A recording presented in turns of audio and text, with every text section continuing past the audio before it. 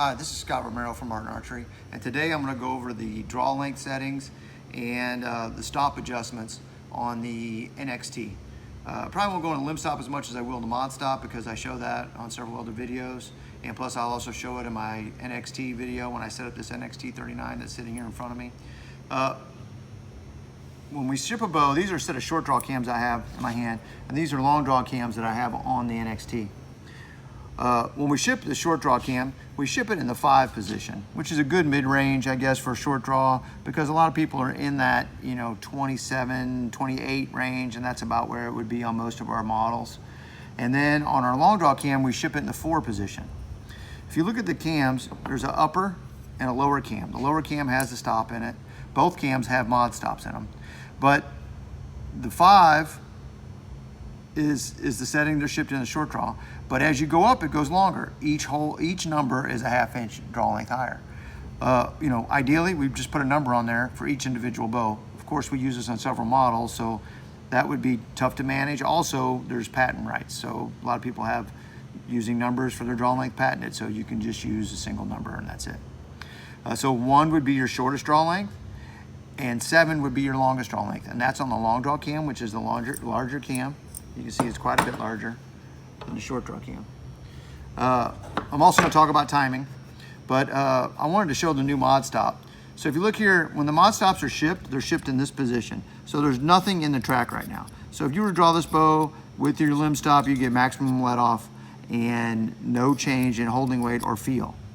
But if we take an Allen wrench, and that's a hardened steel screw that goes in the top here, that's how we get away with such a small screw.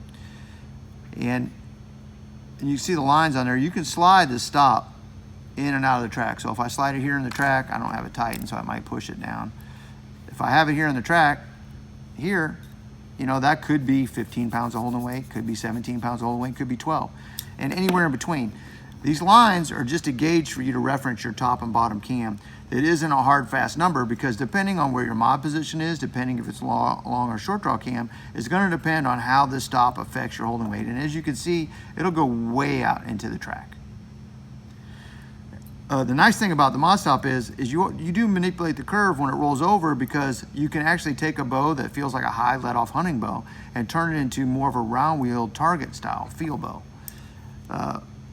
I really like the adjustment, and when I set my bow up, what I do is I usually set it up with the mod stops. I shoot it, I get the holding weight just where I like it.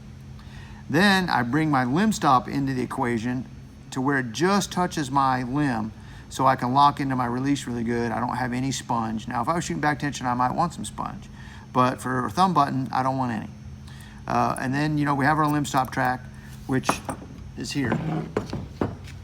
So you can you have a limb stop, which is a solid wall. You have your mod stop, which gives a little bit of sponge. And then for the last thing, I just want to show the timing. If you look here on the top, you'll see the G hole and the NG hole. And the G hole, that cable should be right through the center. I know I got this top cam just a smidge over rotated. That's where I like it. But so you can see that, somewhere in that hole is where your timing should be, depending on how you like your feel. Same in the bottom. There's the G hole. That's probably in the center. I'm not looking right down on top of it right now. But you can see that as long as that cable's in that hole, your cams are timed. Check us out at martinarchery.com, and our string chart will be up there for our draw length chart. Will be up on the website, so you can see, depending on what model, what hole you should be in for your draw length. Thank you.